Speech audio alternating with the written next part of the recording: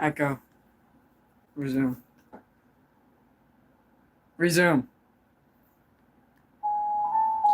Okay, so I'm getting my computer so I can see what chat's saying, because I can't see my phone right now. Today, this is a book that I'm reading in school. We just finished it, and I bought it, so I'm deciding to read it on stream because I think it's a pretty good book in my opinion. So I need to get my computer out so I can see what chat's saying right now. And where shall we end? If dreams can't come true, then why not pretend? Bro, the setup for this stream is stupidly crazy. It's funny. Beckons through the leaves. Yeah. Okay, you guys can't see the computer, right? Dancing. Why is it lagging? Of golden memories, the loveliest. Holy. Lies. What happened to the mic? Oh, never mind.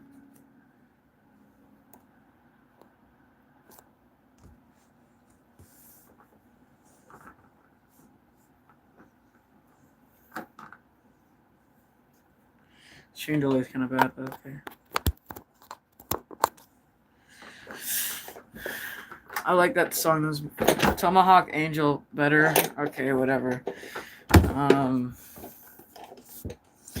The setup for this is really crazy. Anyways.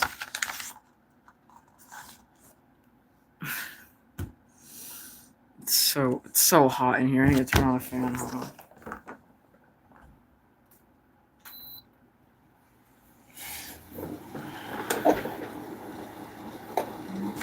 Okay.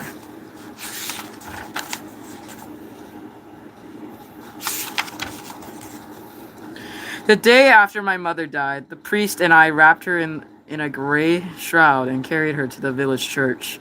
Our burden was not great. In life, she had been a small woman with little strength. Death made her less. Her name was Asta.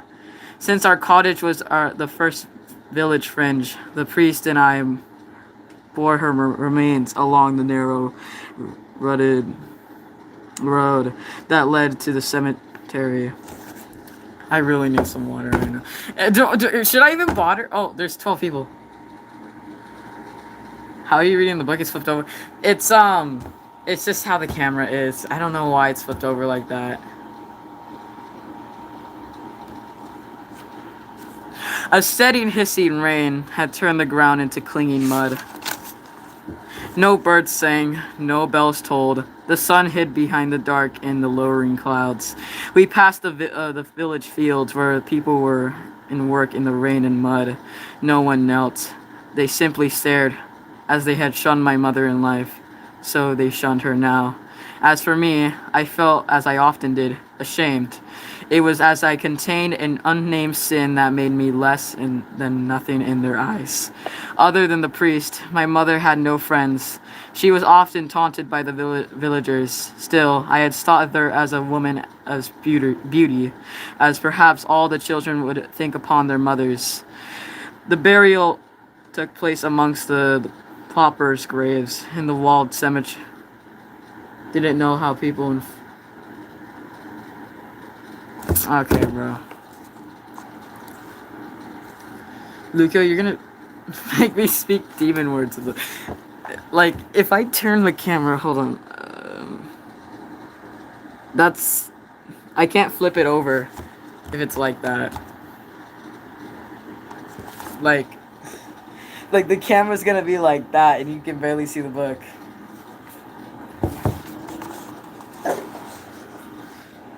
That's just how the camera is, okay? Can you guys stop complaining? I actually had to go through 20 minutes setting this table up and the camera in the right position with my parents. Okay.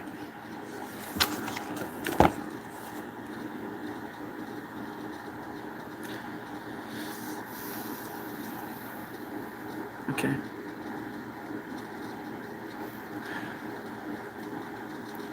The burial took place amongst the other paupers' graves in the walled cemetery behind our church. It was there the priest and I dug her grave in the water-laden clay. There was no coffin. We laid her with her feet toward the east, so when the day of judgment came, she would, may God grant it, rise to face the Jerusalem. As the priest chanted the Latin prayers, whose meaning I barely understood, I knelt by his side, knew that God had taken away the only person I can claim as my own. But his will be done. No sooner did we cover my mom's remains in the heavy earth than John Aycliffe, the steward of the manor, appeared outside the cemetery walls. Though I had not seen him, he must have been watching us from outside his house. "Ask the son, come here," he said to me. Head bowed, I drew closer. "Look at me," he commanded, reaching down and forcing my head with a sharp slap of his gloved hand behind my chin. It was always hard for me to look on others. To look on Cliff was the hardest of all. His black bearded face, hard, sharp eyes, and frowning lips forever scowled me. When he deigned to my desk, what? Forgot what he was saying. I have ADHD. Do you actually have ADHD? When he deigned me to look in my direction, he often nothing but contempt. For me to pass near was the invite of his scowl, his kicks, and sometimes his blows. No one ever accused John Aycliffe of any kindness. In absence of the Lord Fornival, he was in charge of the manor, the laws, and the peasants. I don't fucking know, but I probably do. To be caught in small transactions, missing a day of work, speaking harshly of his rule, failing to attend mass brought on the forgiving penalty. I get distracted easy. Oh, okay. Stream lagging? No. Okay, that's just me. For poaching a stag, John the Haymaker's son was put to death by Commos Glaus. As judge, jury will. Is this a religious book? No, not really. It's not a religious book, but it has most of the main characters in this series. Because this is like, I think this is like, I don't know what time period it is, but I do know like this is like there's rules and laws, and like rules are peasants, and peasants have to go to church every day, and they believe in God. So yeah, it's kind of like a religious book. What's this? Crispin, the Cross of Lead. It says it in the title if you didn't see.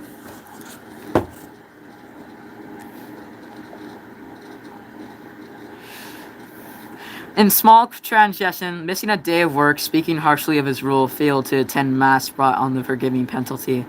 It could be a whipping, a clipping of the ear, imprisonment, or a cut-off hand. For poaching a stag, John the Maker's son was put to death on the Commos galleys. As judge, jury, and willing executioner, Aycliffe had nothing but to give a word, and the offender's life was forfeit. We all lived in fear of him. Aycliffe stared at me for a long while, as if he was in search of something. All he said, however, was, "With your mother gone, you're required to deliver your ox to the manor house tomorrow. It'll serve as a death tax." I thought I escaped being forced to read religion-related books. What's wrong with religion? Do you not believe in God?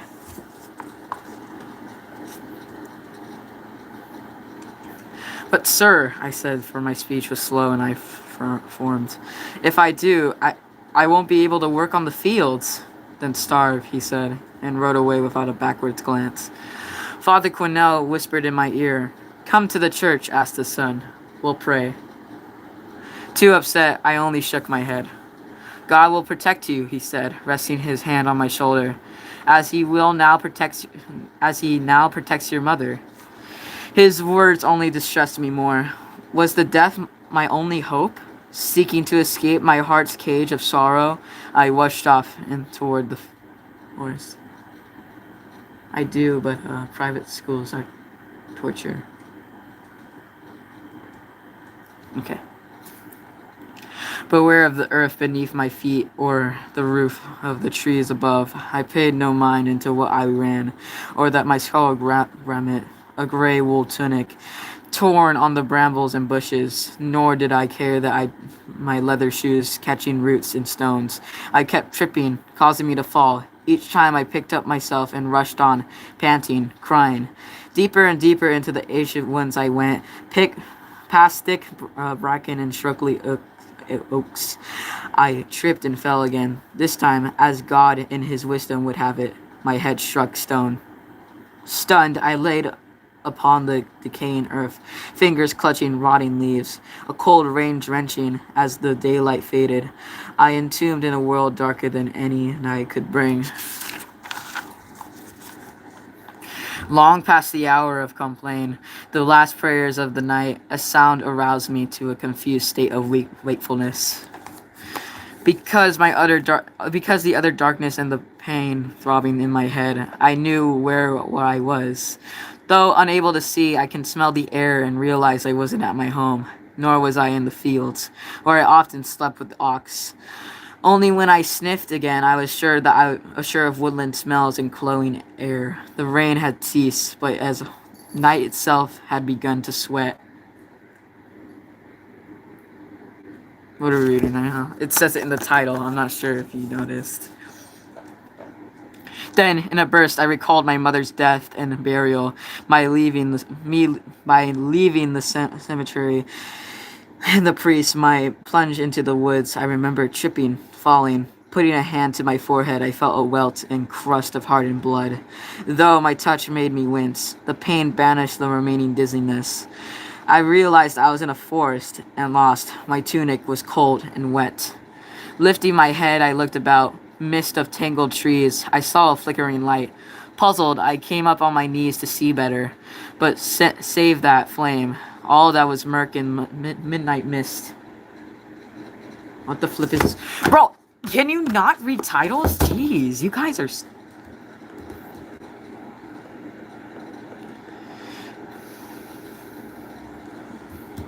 Okay. Mindful, godly, had no business beyond their lawful homes in such a time. Night was a mass for outlaws, hungry wolves, and the devil and his minions. Then who or what, I asked, had caused the sound that brought me to my senses? It was my curiosity, another name. My mother have often said, for Satan, that made me want to see what was there. Despite fear of discovery, I crept through the woods. When I came near the light, as I dared, I raised my head and tensed my legs, ready to flee if necessary. Two men were standing in the clearing. One was John Aycliffe. In one hand, he held a fluttering torch. As always, a sword was by his side. Another man I've never seen before. Dressed like a gentleman, with a face of older years, he wore a hood attached to a flowing cape that hung down behind his legs. Gray hair reached his shoulders. His blue overtunic was long, quilted and dark, with yellow clasps that gleamed in the torchlight. Within the circle of light, I saw a fine head of a horse. I assumed it was the stranger's. Two men were talking, straining to listen. Forgetting the danger, I rose upon the bushes where I hid. As I looked, the stranger pushed aside his cape and brought forth a wallet, from which he drew a parchment packet affixed with a red wax seals. He handed it to Gatecliff. I hope you realize the title with phones is even there. Anger issues? No, not anger issues. I just didn't know. I am 6'7", kids all. Okay, you're immediately getting banned because you said 6'7". Okay, anyways.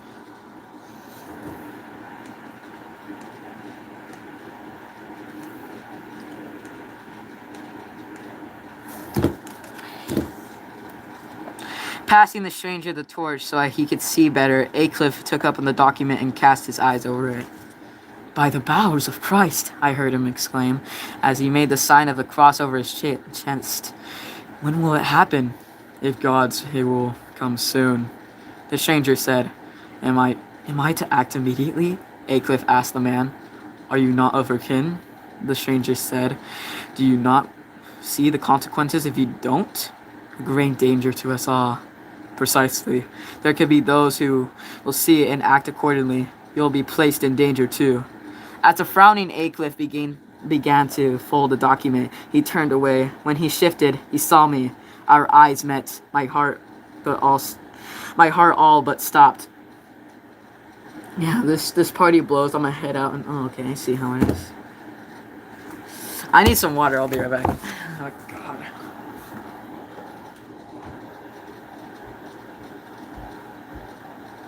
Oh wait, there's a water bottle right here.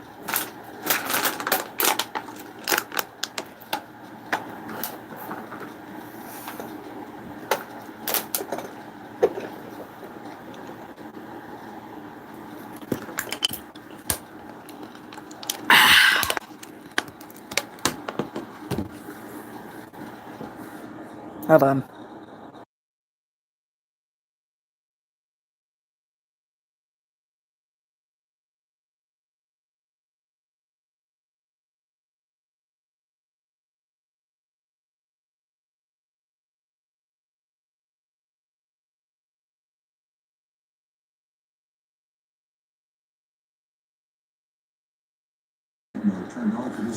Okay.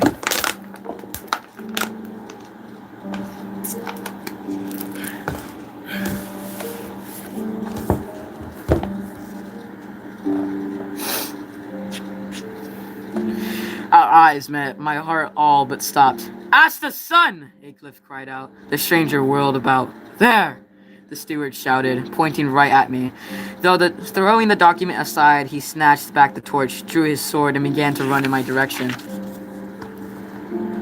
Transfixed by fear, I stood rooted to the spot. Not until he came close to me did I turn and flee. But no sooner did I become ensnared in brambles that caught me in their thorny grasps. Though I struggled and pulled it, there was no avail. I was too well caught. All the while Aycliffe was drawing closer, his face filled with hate. When he drew near, he lifted his sword and swung it down. In haste, the sword's descending arc missed me, but cut the brambles so that I can rip myself away before he can make another stroke. Move the water bottle. I ran out of water. I need a hate creation of hatred. Never say that shit ever again. Respectfully. I need to get another water. Also, Newt's right here. Newt, no. Come on. Never mind. I guess Newt doesn't like me. Anyways, I'm gonna go get some water.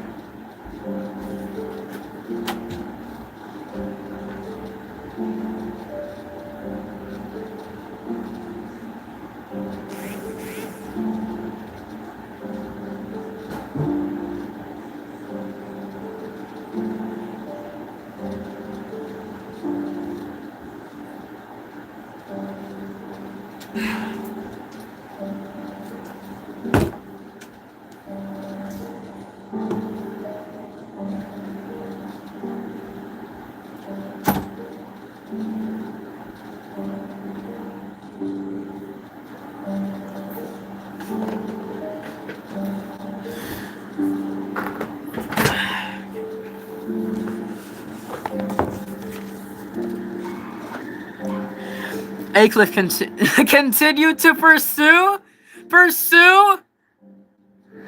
Aycliffe continued to pursue me, sword and torch up. He would have caught me if I not, in a blind panic, tumbled over a cliff. Though of no great height, it took me with such surprise I went hurtling through the air, crushing hard upon my side and rolling further down the hill. I was stunned, my breath gone, but I had enough sense to roll over and look back. Above me, at a distance, I saw Aycliffe's torch and his face peering down. When he realized I had no idea where I was, I dared not move. When his light finally retreated, I did not pick up myself until later and fled. I ran as my strength and breath allowed, halting only when my legs gave out. Then I threw myself upon the ground, gasping for air. For the remainder of the night, I found little rest. Not only was I in fear of being found and made subject to Steward's wrath,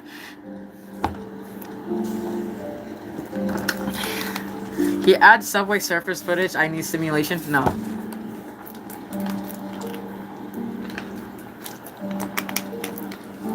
I can't even do that in the first place.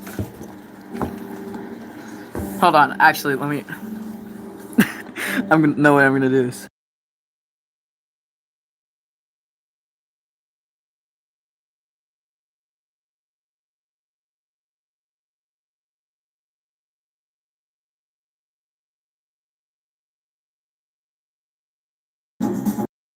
Okay, is this better?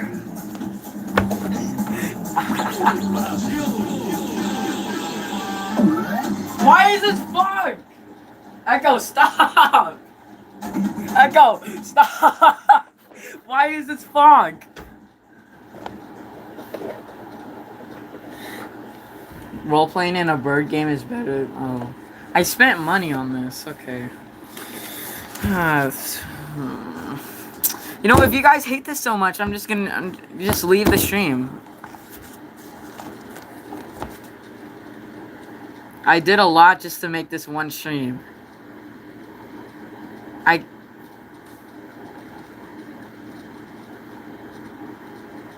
Bro, just play some Tyler or something. I can't play Tyler. My mom's in the other room. You know what?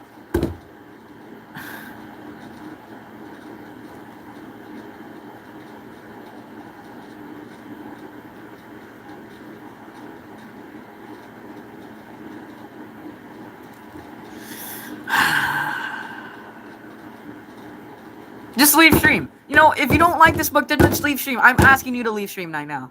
If you're not gonna enjoy this, then just leave. Okay? There's no point of being in a stream if you don't want to. If you're not enjoying this book. Okay? Like cashier, you can just leave stream. Just leave stream. God.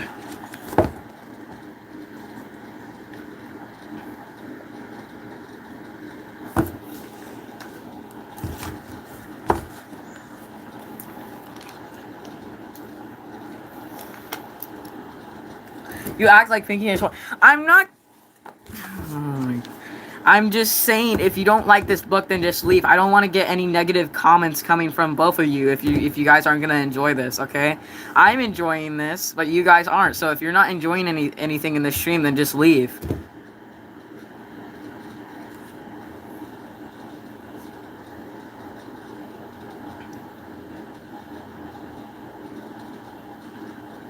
Like, my Clash gameplay is better than this bum book. Cashier. Just anger issues, whatever.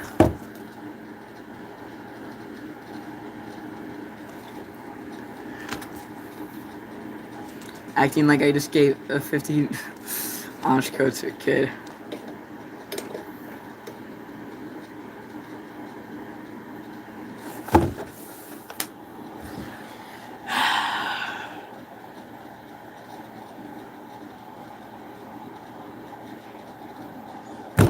Okay.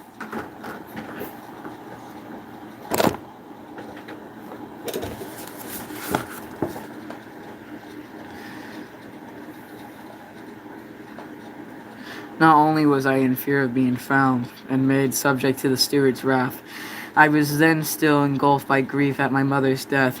Then, too, I had turned to the priest where he had asked me to church. I had broken the curfew, too. Why'd I even stolen church wine to ease my mother's pains before she died? In short, I was certain God was punishing me. Tamale. I hate Kid Who Live. Let me go to this channel real quick.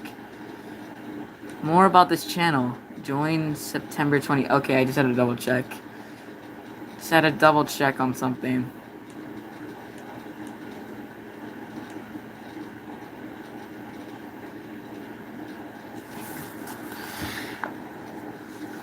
Even as I waited his next blow, I sought, with earnest prayers, forgiveness of my sinful life.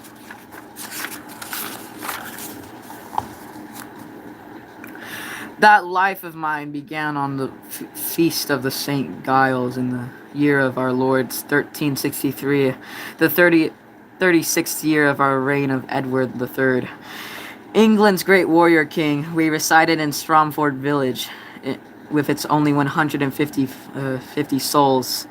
For as long as I could recall, my mother had simply called me son, and since her name was Asta, Asta's son became my common name.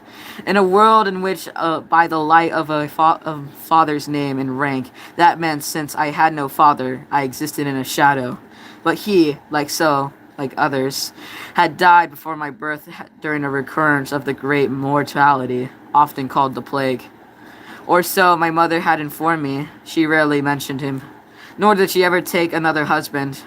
A circumstance I did not question. It would have been a rare man who would want so frail and impoverished woman for a wife. For in the entire kingdom of England, there had only been no power. What about tamale? What's tamale baiting? Hold on.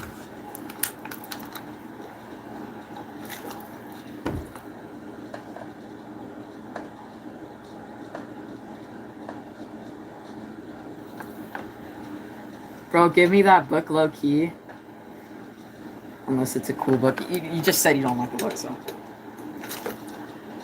Why did it... Okay, I don't even know why my water did that. Anyways. Oh my god, my glasses are dirty. I can't see without my glasses. I can't see without my glasses.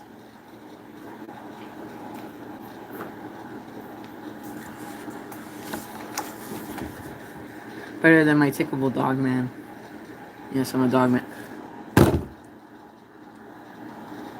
Okay. Harry Potter books, my beloved. I think I actually have some right here. I need to turn on the light real quick.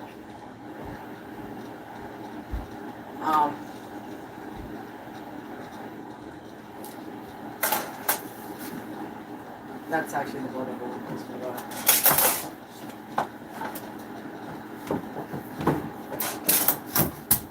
I'm dropping everything.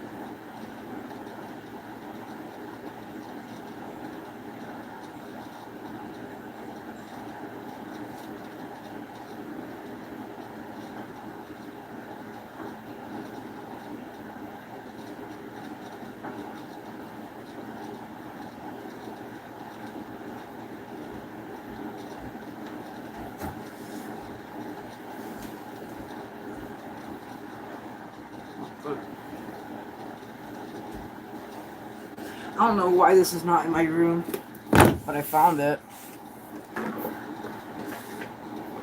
Oh, okay, I'm gonna put this away though. Oh wait, it's not fully in the... Yeah, anyways, let me put this away.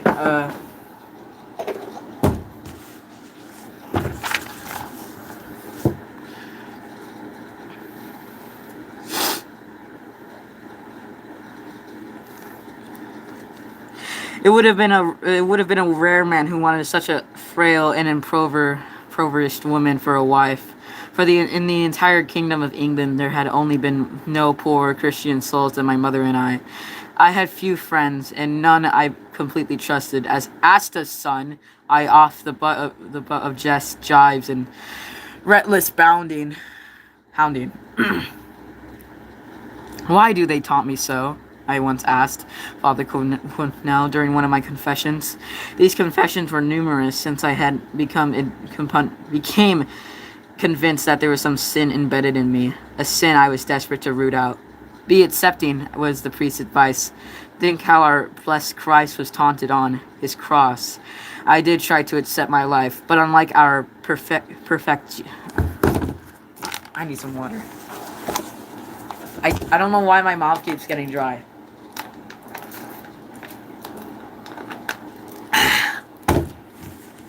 Are there gay people in this book? No.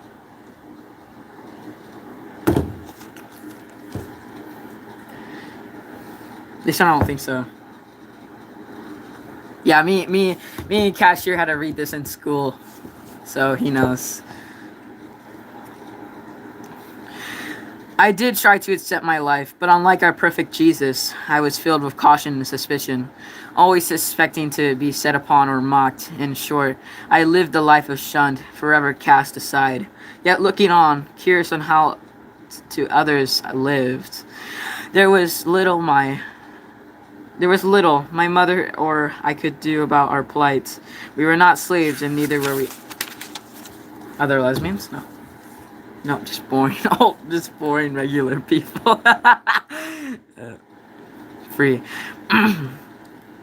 Your steward, John Aycliffe, never lost an opportunity to remind us that the fact that we were villains, serfs, bound to Furnival, the lord of Shamford village.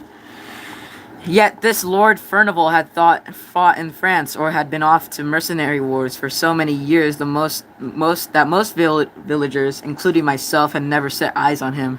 It did not matter. Spring, summer, fall, save certain holy days, my mother and I, unlike other Stromfield villagers, were excuse me. My bad. Worked on his fields from dawn to dusk. When winter came, we fed the animals. We had an ox, and now then a chicken gathered wood and brush for heat, slept and tried to stay alive. At the time when bread cost a quarter penny a loaf, the value of my mother's daily labor by King Edward's royal decree was a penny each day, but mine but a farthing. Our food was barely bread, watered ale, and from time to time some cooked dried peas. If good fortune blessed us, there might be a little meat at the Christmas tide. Thus our lives never changed.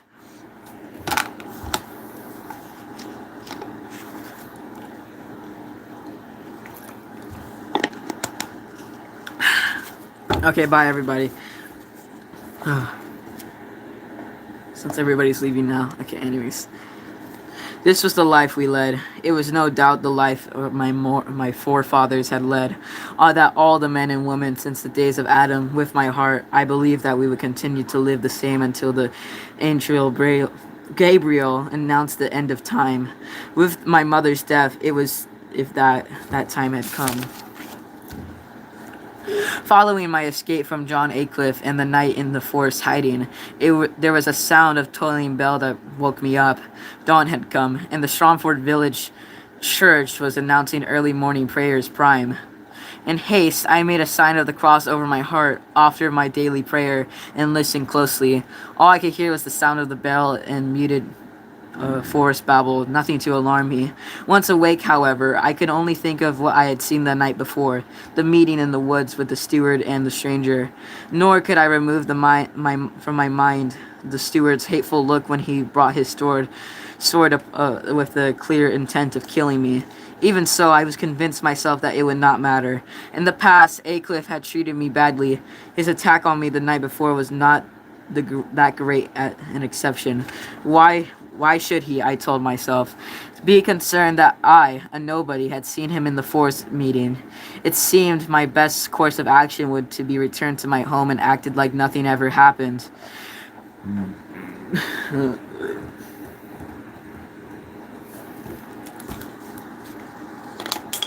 Uh-oh.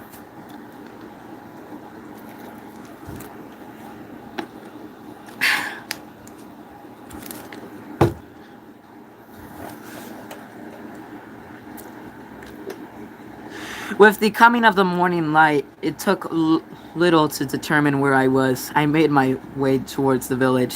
Since my mother had been a cotter, one who had no land in her own right, she and I lived in one rented room dwelling on this far edge of our village by the northern boundary cross. A thin thatched roof kept our most rain. Earth was our only floor. And since it was some distance from the village, I was able to remain hidden from those who had already gone to their daily labor. I was just about to emerge from the woods and run towards the hut when I caught sight of Bailiff Roger Kinswift, and Reeve Oder Langland. Not only were they carrying pikes and axes, they were heading towards my cottage. I like girls seeing each other. I like seeing girls kissing each other. Okay.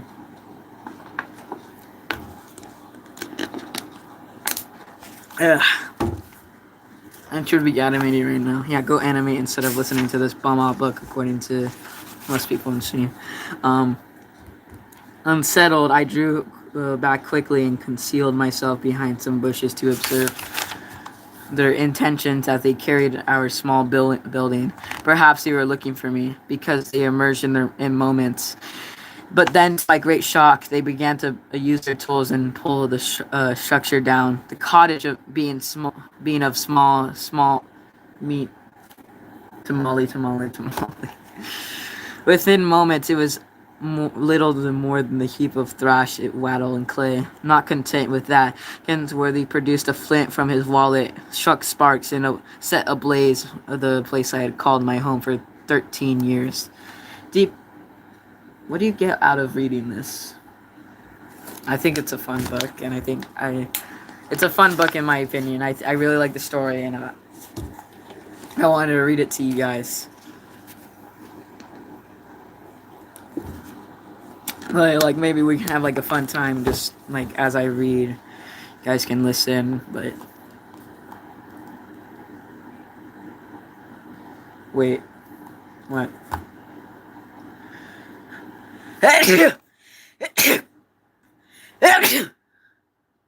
You say something about a house being set on fire? Yeah.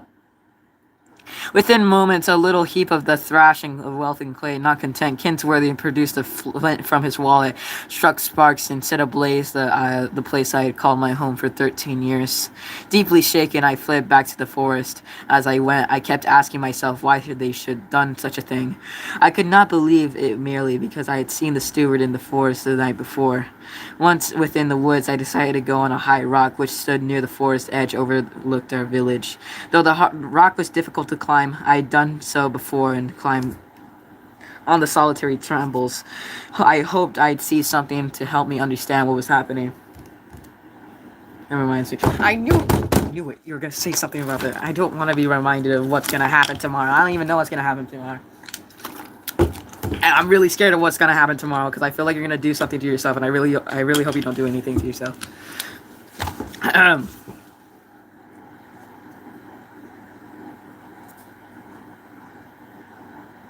As I was saying, to help me understand what was happening. It was not, however, till mid-morning, which I knew the position of the sun and the ringing of the church bell, proclaiming terse, I had reached the rock. Bro, calm down. I'm not calm because I'm scared. I need to buy this book, to be honest. It's not about me, it's about Aquatic. Oh, thank goodness. Wait.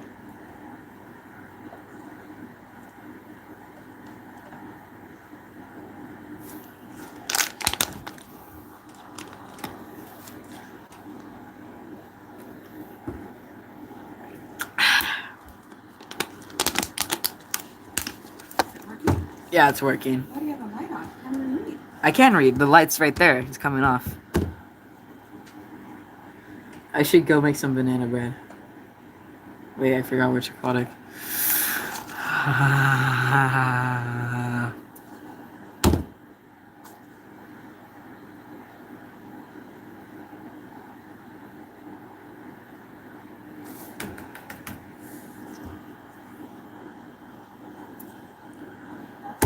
Banana bread.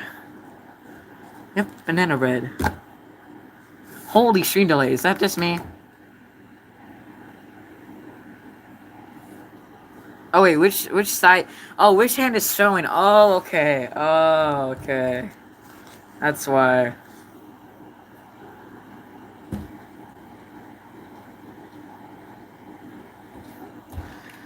Okay. Anyways, oh, my bad. Once having made sure I was alone, I climbed. While the rock was not an easy ascent, at some places it was less than a cliff. I reached the pinnacle, and once there, I took further precaution of laying down Only then did I lift my head and looked about. Before me, like some rolled out tapestry, was my entire world beneath a sky as blue as Our Lady's blessed robes, a contrast to our greening spring that laid abundant everywhere. Overhead, swallows flitted, free as birds ever are. Oh my god. Oh my god.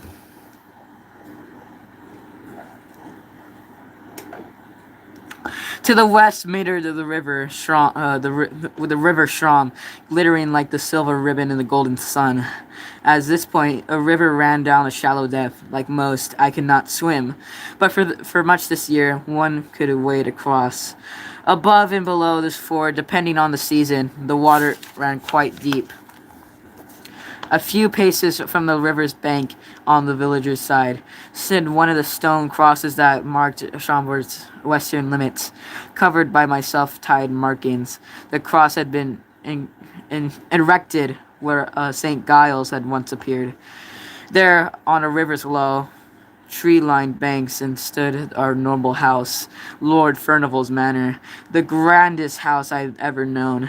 It was where the steward had lived for many years in absence of the night.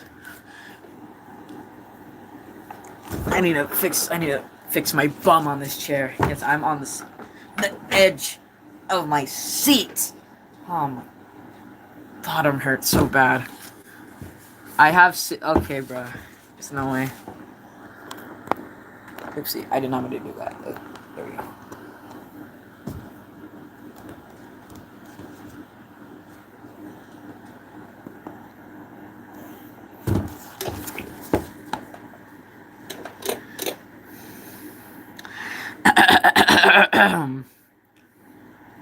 Above and below the church were our dwelling places, some 40 colleges and huts of wattle and daub, thatch and wood, dirt and mud, and all varying shades of brown. North of the village were commons where we peasants grazed our own oxen and sheep. Here, too, were the archery butts where men of age were required by Kings Edwards III to practice every Sunday. It was also the place where the public stocks and gallows group stood. The land for growing crops was laid out in long, narrow strips. One of the 3 strips was planted with barley, another wheat. The third, final, lay fallow for the grazing of the manor's cattle.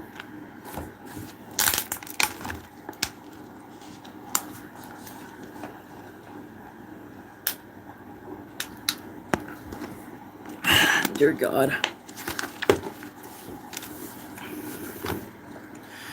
As the 2 roads that passed through Stromfield, all I knew is that they led to the rest of England, of which I had no knowledge.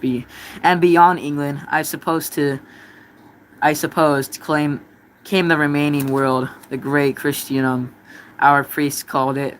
But in all my life, I had never gone past the boundary crosses, which marked the limits of our village.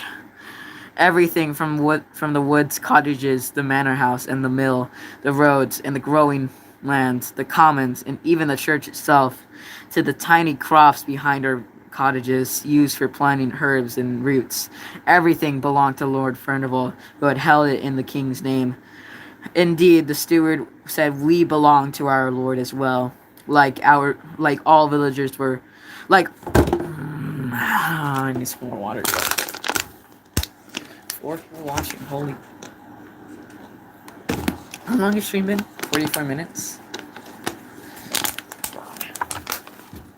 Dun dun dun dun dun. Indeed, the steward said we belonged to our lord as well. Like all villagers, we were required to ask the steward's permission to be excused from work if ill, to grind our wheat, or bake it, or buy it to sell, to travel from our parish, to marry, even to baptize our children. In return, we gained 2 things. When we died here, there was a hope of heaven, and Lord Furnival protected us from the Scots, the French, and Danes, and the wicked infidels. But that morning, I had little doubt I'd never be protected again. Chapter 5. As I gazed from the high rock, all seemed calm and completely normal. Men, women, and children were in the fields at their lawful labor, plowing, weeding, sowing, and they would remain till dusk. But as I watched, I saw two horses with riders emerge from the manor house. By the way, by the way one of the riders sat, not well, I was sure that it was John Aycliffe, the steward. The other man, I suppose, was the one I seen with him the night before. The two rode slowly to the church, dismounting, then went inside. I waited. The church bell began to ring. It was not the slow oh, chat's just dead. Okay, I'm just gonna say dead. Oh, dead. Shot.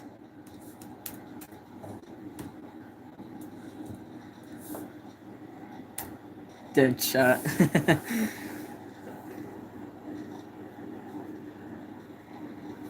Anyways, as I said, oh God, I'm tired.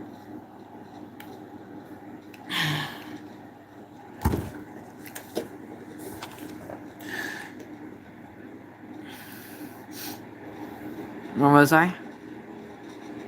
Rhythmic pealing announced the the canonical hours, but strident, urgent clamor, a call to important news.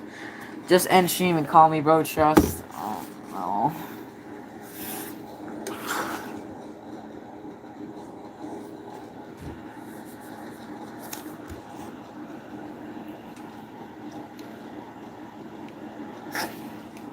What the? Why do I? Oh my god.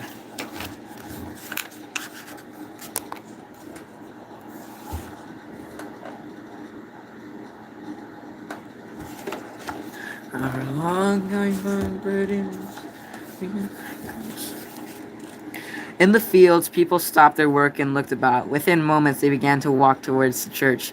Others emerged from their cottages. It did not take long for the entire village to assemble in front of the church porch. Once all gathered, the bell ceased to ring. 3 men stepped from the church. The first to come was the steward, then the stranger, then last was Father Cornell, when I recognized because old age had marked him with a stoop. The trio placed themselves before the doors of the church, where the steward briefly addressed the crowd. Then the stranger held forth at the greater length. Finally, Father Cornell spoke.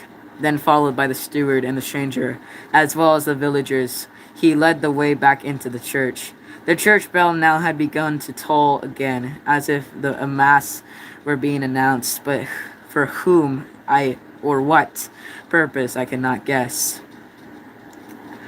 I was tempted to go forward, but my apprehension greatly increased. The destruction of my home kept me back. Instead, I bowed my head in prayer. O great and giving Jesus, I, who had no name, who am nothing, who I do not know what to do, who I am alone in thy world, I, who am full of sin, I implore thee in blessed help, or I'm undone. In time, people emerged. Okay, chapter 6. In time, people emerged from the church. Most people went their several ways, some back to the fields, others to their cottages. Others remained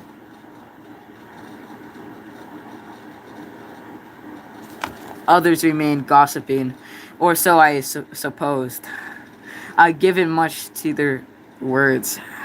As for the steward and the stranger, they remounted their horses and retreated to the manor house. Some of the village men went along. Once more, I decided what to do. I thought of going to the village for help, but there was only one person who I can trust, Father Cornell. Had not my mother trusted him? Had not he alone in the village treated me with kindness? Even as I decided to speak to him, I saw the steward, the belief emerge from the manor house along the men from the village. They were armed with Goliaths, long poles, and sharp blades attached, as well as bows. I even saw a longbow. Just to see them made my worst fears have come true. A hue and cry had been raised against me. Clinging to the rock, I watched it as the search party for as long as I was able. But when they became hidden by the forest cover, it was time for me to flee. My visit to the priest would have to wait until the night. Chapter 7. My day was spent hiding in a hiding game. Even though I was hunted in many places, the merciful saints were kind. I was not caught. The searchers did...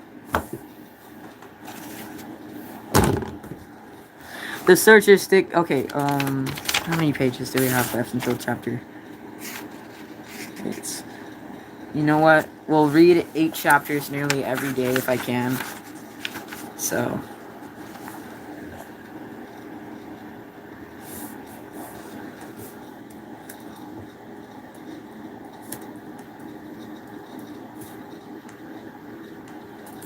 How many chapters does this thing have again?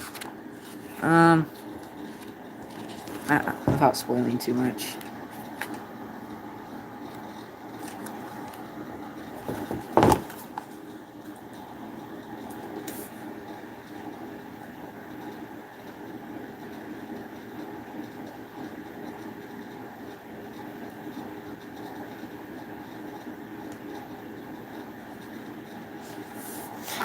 Okay, this is the last chapter we'll do. My day was spent in a hiding game. Even though I was hunted in many places, the merciful saints were kind. I was not caught. The searchers did come closer, once, twice. I could have touched their garments as they passed. On one such occasion, I had learned to confirm my worst suspicions. It fell out this way late in the day. I had climbed into a great oak so thick with leaves it hid me completely. Below, passing, then pausing, were 2 men. Matthew was a scout, honest fellow known for his skill with the glaive. Luke was a small, wary man, considered Stromford's finest archer. Both men lived near the mill. Pausing beneath the tree which I hid in, I heard Matthew say, "I don't think we'll find the boy. He has gone leagues by now." Then Matthew, shaking his head, said, "There's kind of strength in lunacy. I have seen it before. And the steward says it was madness over his mother's death that caused the boy to break in the manor house and steal the money." When I and High Perch heard these words, I could hardly believe them. I was being accused of theft I had not done. "So it's said," Luke replied, thought with much conviction. For a moment, neither spoke. Then Matthew, in a low, cautious voice, said, "If you believe it, do you?" I held out my breath as Luke took his time to answer. Then he said, "Do you think that As's son, a boy of 13, who's as skittish as a new chick, entered the steward's home, broke into the money chest, and ran off into the forest?" Matthew, I'm sure marvelous things can happen in this world, but I've only seen few myself. But no, by the true cross, I do not believe he did such a thing. "Nor do I," Matthew said, with a greater strength. "But the steward says it's so. And that's the end of it," Luke added with a sigh. Luke, more like Luca? Okay.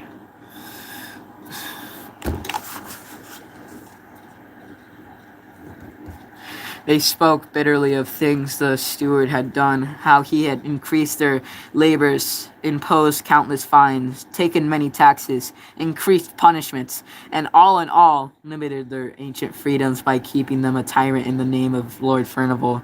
Luke spat upon the ground and said, "He's no kin of Lord Furnival, only of his wife." To which Matthew added, "God grant our Lord long life so he may visit us soon, and we might put our petitions before him." Both men crossed themselves. Having spoken, they drifted off. I'd listened to such talk before. I'd but always whispered. People often complain about their lives, taxes, work, and fees. Indeed, there had been so much to talk that the steward must have heard of it, called a moot, and informed one of all such speech went against the will of the gods, our king, and our master, Lord Furnival. the henceforth would treat all such talk as treason, a hanging offense. Knowing these that could not change, despite the words of Matthew and Luke, I cared such little. I cared little for such matters, but in learning that I blamed myself for a crime I had not done, my incomprehension as to my plight only grew. The rest of the day I spent hiding, not even daring to spite my hunger to search for food.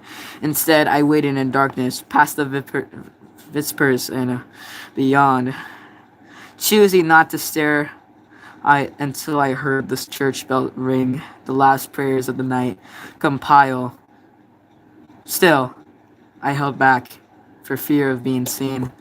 But once the day had was truly over, when the curtain, I feel like I keep seeing the chat move in the corner of my eye. I'm like, I wonder what somebody said, and it's nothing there. But once the day was truly over, when the curfew bell had rung and laid still as stone, I crawled from my hiding place. The night was intensely dark, low clouds and the moon and stars. The air was calm. Through animals, slops, and whiffs of the burning wood made me tank. No lights came from the village, but some gleamed in the manor house. Only then did I creep towards the church, alone, uncertain, and very full of fear. And that's where we're going to be ending off here today.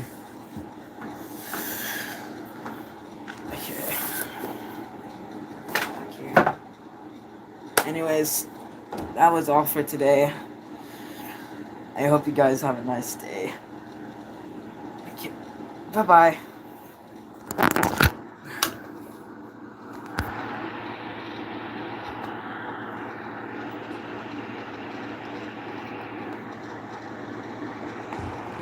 So, what the fuck?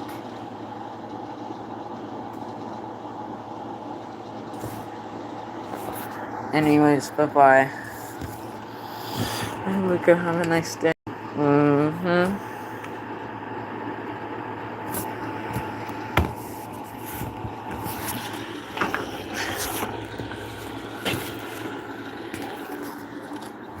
I hope you guys enjoyed the book. I certainly did. Okay, shut a bit of your face. I've already face revealed, so it doesn't really matter, I guess. But I still don't really like showing my face, I guess. So, anyways, bye-bye now.